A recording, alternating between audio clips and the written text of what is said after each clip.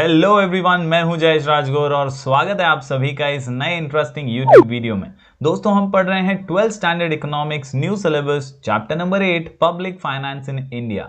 जी हां दोस्तों, अगर आप इस चैनल पर नए हैं तो इसे सब्सक्राइब कीजिए, बेल आइकन दबाइए, क्योंकि यहां आपको लगातार इकोनॉमिक्स, ओसीएम और इंफॉर्मेशन टेक्नोलॉजी के वीडियोस मिलते रहेंगे। दोस्तों, पिछले कुछ वीडियोज में हमने पब्लिक फाइनेंस इन इंडिया ये चैप्टर की शुरुआत की है। हमने अभी तक 3-4 वीडियोज में पब्लिक रेवेन्यू, पब्लिक एक्सपेंडिचर के बारे में जाना है। चलिए आज इसी गति में आगे बढ़ते हैं। इसी कड़ी को आगे बढ़ाते हुए कुछ और चीजें पब्लिक फाइनेंस इन इंडिया के बारे में जान लेते हैं। जी हां दोस्तों, अगर एक क्विक रिकैप करें तो meaning and nature of public finance में public is a collective word for all the individuals living in an administrative territory, यानी जनता जनार्दन जो एक पर्टिकुलर लोकेलिटी में रहती है, एक पर्टिकुलर एडमिनिस्ट्रेटिव टेरिटरी में रहती है, उसी का रिप्रेजेंटेशन करती है सरकारें। और पब्लिक फाइनेंस का मतलब होता है सरकार का पैसा, यानी सरकार के इनकम और एक्सपेंडिचर का लेखा जोखा। बस उसी की बात इस चैप्टर में की गई है। In economics it is used to signify the government which represents the public and finance simply means income and expenditure. तो कुल मिलाकर के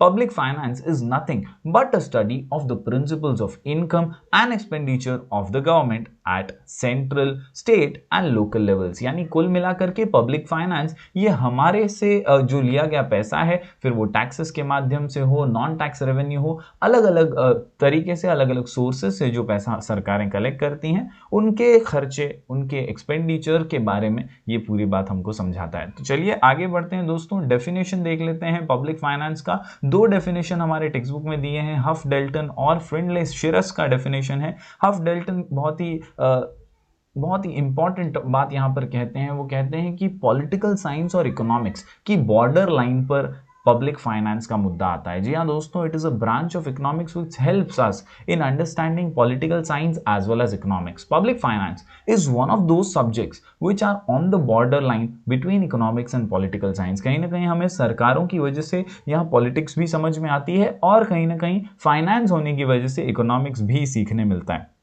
It is concerned with the income and expenditure of public authorities and with the adjustment of one with the other.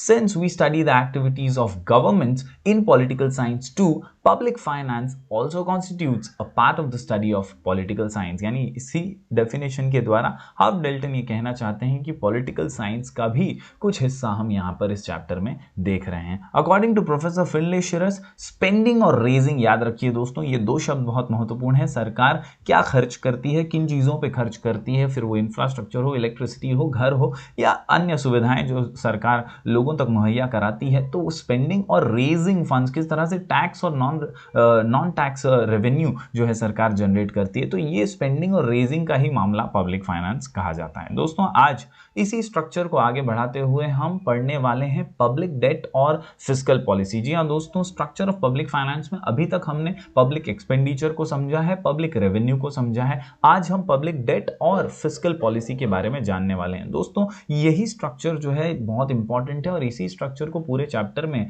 समझाने की कोशिश की गई है। अगर आपने हमारे पिछले वीडियोस नहीं देखे हैं तो आई बटन पे क्लिक कीजिए, वहां पर आपको इनकी लिस्ट मिल जाएगी। वहां से आप आसानी से रिकैप कर सकते हैं और नोट्स बनाकर अपनी पढ़ाई जरूर कर सकते हैं। चलिए आज के इस वीडियो को आगे बढ़ाते हैं और जानते हैं पब्लिक डेट क्या होता है। लाइक अ प्राइवेट इंडिविजुअल, जिस तरह एक आम व्यक्ति, एक आम आदमी, एक प्राइवेट इंडिविजुअल लोन्स लेता है अपनी कुछ जरूरतों को पूरा करने के लिए, ये कर्ज जो वो लेता है, उसी समान सरकारों को भी अपनी जो ड्यूटीज हैं, ऑब्लिगेटरी फंक्शंस हो या ऑप्शनल फंक्शंस हो, वो पूरा करने के लिए कहीं ना कहीं उसे भी कर्ज की जरूरत पड़ती है। इसी कर्ज को, इसी लोन को पब्लिक डेट कहा जाता है। The government also needs to raise loans. In fact raise debt is the most common activity of any government. यानी कहीं ना कहीं हर सरकार की ये कॉमन एक्टिविटी होती है। हर सरकार लोन्स लेती है और वो जो सरकारी खर्च है उसके लिए उसे लोन लेना पड़ता है। तो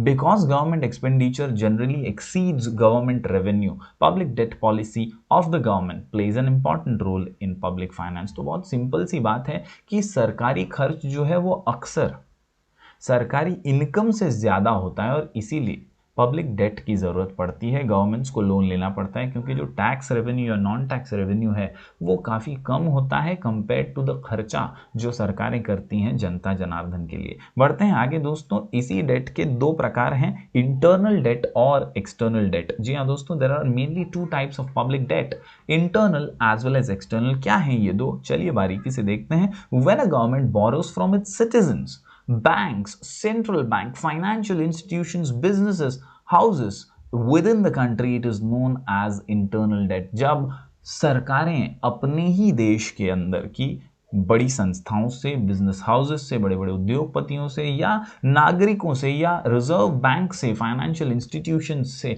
जब कर्ज लेती है तो उसे इंटरनल डेट कहा जाता है। अगर एक्सटर्नल की बात करें तो when a government borrows from foreign governments, दूसरी सरकारों से जब लिया जाता है कर्ज, या फॉरेन बैंक से या इंस्टीट्यूशन से या इंटरनेशनल ऑर्गेनाइजेशन जैसे IMF है, वर्ल्ड बैंक है, इनसे जब कर्ज लिया जाता है तो उसे एक्सटर्नल डेट कहा जाता है। It is known as external debt. तो दोस्तों इस प्रकार पब्लिक डेट की यहां पर बाइफर्केशन की गई। इंटरनल डेट जो अंदरूनी है, हम लोग हमारे कंट्री की बाउंड्रीज में जब अंदर कर्ज लेते हैं अपने ही इंस्टीट्यूशन से, अपने ही बैंकों से, अपने उद्योगपतियों से, तो उसे इंटरनल डेट कहते हैं। और एक्सटर्नल डेट जब हम आउटसाइड द कंट्री किसी दूसरे ऑर्गेनाइजेशन से या इंस्टीट्यूशन से हम कर्ज लेते हैं तो वो है एक्सटर्नल डेट।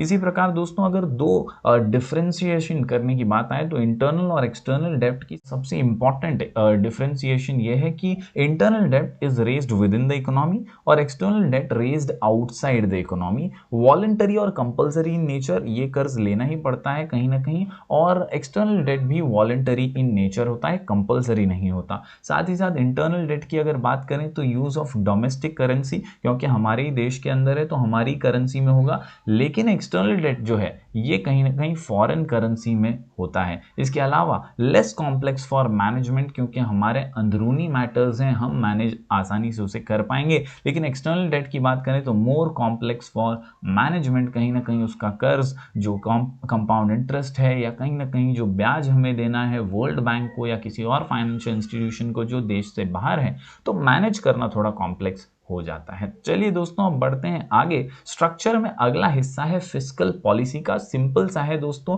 फिस्कल पॉलिसी ये कुछ भी नहीं, बस हमारे जो पब्लिक रेवेन्यू, एक्सपेंडिचर और डेट है इसी का लेखा जोखा होता है। जी हाँ दोस्तों, फिस्कल पॉलिसी एडजस्टमेंट के लिए होती है। Fiscal policy is the means by which a government adjustment करती है सरकार its spending levels and tax rates to monitor and influence nations economy, यानी देश की इकोनॉमी को, देश की पूरी अर्थव्यवस्था को अगर बैलेंस करना है, खर्च और इनकम के बीच की खाई को भरना है, तो फिस्कल पॉलिसीज बहुत इंपॉर्टेंट होती हैं। फिस्कल पॉलिसी ये गैप एडजस्टमेंट के लिए ही बनाई जाती हैं, क्योंकि कई बार खर्च बहुत ज़्यादा, इनकम बहुत कम होता है, तो ये जो खाई है बीच में, इसे भरने के लिए कई ऐसी पॉलिसीज, कई ऐसी योजनाएं सरकार बनाती है और उसी को फिस्कल पॉलिसी कहा जाता है। क्या होता है इसमें? Deals with public expenditure, public revenue and public debt, यानी अगर कई बार ऐसा लगता है कि पैसे कम पड़ रहे हैं तो लोन्स के माध्यम से डेट लिया जाता है। कई बार रेवेन्यू जनरेट करने की अलग अलग सोर्सेज क्रिएट की जाती हैं। पब्लिक एक्सपेंडिचर जो खर्च है उसके ऊपर पॉलिसीज बनाई जाती हैं, कहाँ कितना खर्च एलोकेट होना चाहिए उसके रिलेटेड बातें होती हैं। In short it is the financial policy implemented by the government. तो दोस्तों इस प्रकार हमने आज पब्लिक डेट और फिस्कल पॉलिसी के बारे में जाना है। अगले कुछ वीडियोस में हम बजट के बारे में जानेंगे और हम फाइनेंशियल एडमिनिस्ट्रेशन को समझने की कोशिश करेंगे। तो दोस्तों बने रहिए हमारे साथ, हम मिलेंगे फिर एक बार कुछ और नए वीडियोस के साथ। तब तक के लिए do like, share and subscribe.